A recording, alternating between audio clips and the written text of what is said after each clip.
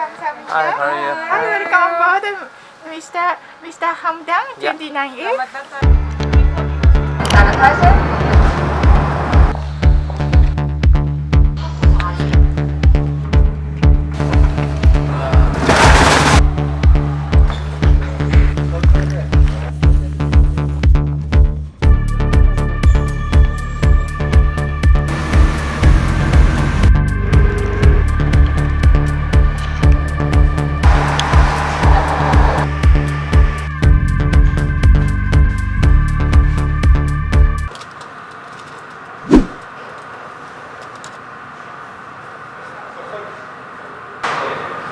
So hey guys, I'm at the airport and waiting to board the flight back home. And I feel like I want to document this and show you guys how the experience of taking a flight during a pandemic.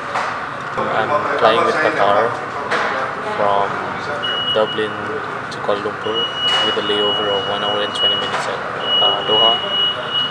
So yeah, I was actually planning to show more during the checking in and everything, but you guys know me, I have a lot of trouble with checking in luggage because I don't really know how to pack light. Like honestly, it's been, I think, my curse.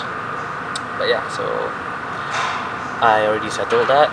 Probably I'm not gonna talk too much about that. Just gonna show you more about the journey. So yeah, I'm probably gonna exchange footages. You're gonna see footages from this camera as well, because like this camera is like too big. I don't know, we'll see. Maybe I'm just gonna sleep. I'm really tired, but we'll see. And you know, it's been fun. 4 years in Ireland, it's something. It has been an experience, definitely. 4 years in Galway especially. Like to be completely honest, I actually cried on the bus a bit, cause like, man, it's just it already feels like home, and then you're just gonna like leave it and probably not going to see it again. So yeah, I don't know. Okay, enough of me talking. I'll just show you guys what's the experience of taking a flight during this pandemic. Stay tuned. I'm gonna enjoy this now. So yeah, I guess I'll bring you guys with me through this journey. I'm sorry if this is a bad vlogging style or something, but it's my first time. Give me a break, okay? So yeah, follow me. Okay, before I proceed with the rest of the video, I want to make a small disclaimer. The footages that I took, the sounds are pretty bad because I don't have a microphone connected to my camera, and also I didn't plan it very well. So you can hear all this background noises and it's pretty annoying. So what I'm gonna do for the rest of the video, I will record a voiceover on top of the footages that I took in order to keep telling the story. So I hope you guys can bear with me here, and yeah, enjoy the rest of the video. As I was waiting to board my flight in Dublin airport, I could see that the airport was very, very empty. It's definitely a rare sight to see any airport actually to be this empty. I think I'm always going to be amazed by the signs, by the instructions that they put around in public space regarding social distancing and stuff. Like this please queue here thing, and also the signs that they put on seats so that there's spaces between each seat. My flight was scheduled to depart Dublin 5 minutes to 2 p.m. and there wasn't many people boarding this flight. I was very, very excited to go back home to Malaysia, but at the same time I was scared because traveling and being around the airport will make me very vulnerable to the virus.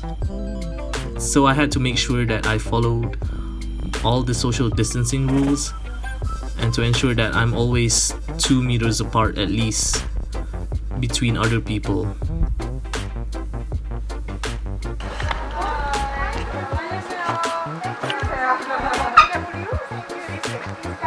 Hi, how are you? Hi, welcome aboard Mr. Hamdan, Yeah. 29A. Thank you. Thank you. Oh, alright. Terima kasih.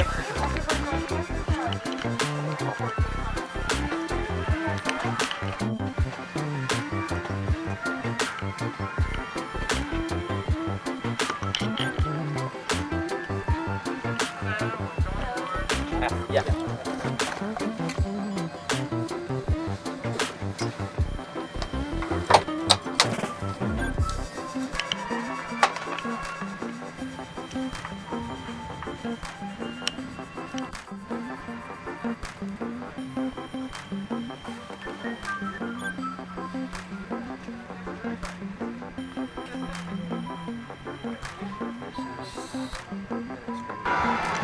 There's literally no one in this section.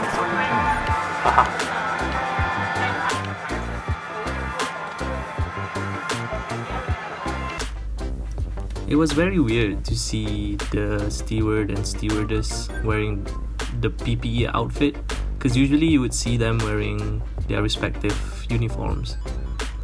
As you can see from the footages before, my flight was very empty. I think there was only about 13 to 15 people total, and I was actually planning to do a lot more in terms of recording, like having more footages, probably take some pictures, do some b-rolls. But once the flight took off, I knocked out. I was extremely tired. I think I didn't sleep at all the night before because I was busy packing. That's entirely my fault. But yeah, it was a solid almost 6 hours of sleep, and I had like 7 hours more to go before reaching home.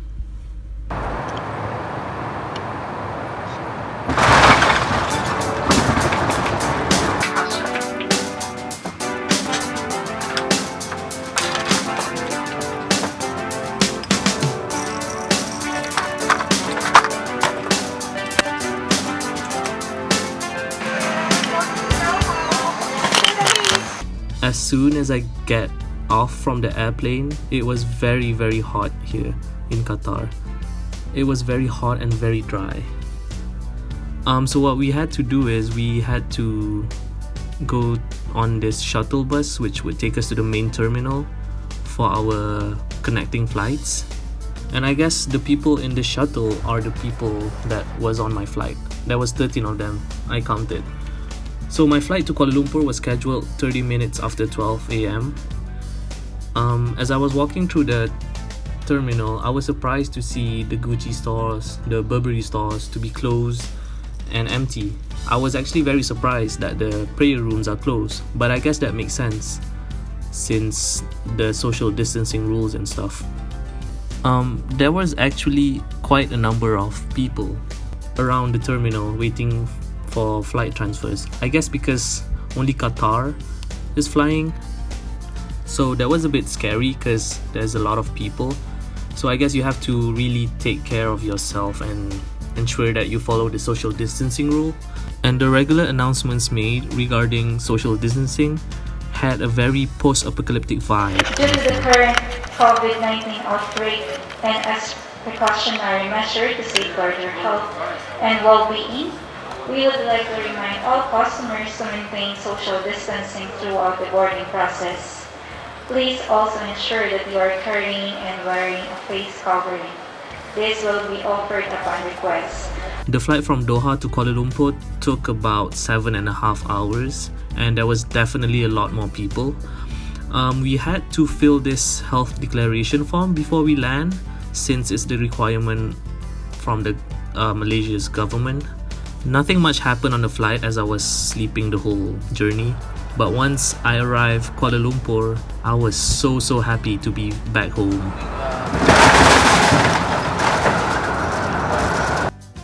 The scenes at KLIA was a bit more serious. We had police escorting us since the moment we land, and we had to form this line, a single file line, where they took us to the shuttle that would take us to the main terminal. It was definitely an experience. I never actually lined up before in the airport. Usually we would take the train shuttle to get to the main terminal, but this time we took the bus shuttle instead. I actually didn't know that we had bus shuttle. From there, we had to walk through this very cool thermal scanner where they scan everyone's temperature. I was really amazed and proud to see how Malaysia is handling and controlling this outbreak. We had to fill in more forms about our travel information and were interviewed, I guess you would say, by officials regarding our health and travel history. And then we got our swab taken straight away at the airport. Obviously, I didn't film anything during the process, but what they did was basically they poke like a sampling rod up to your nose and also another rod up to your throat. It's very uncomfortable, but it only took like less than 10 seconds.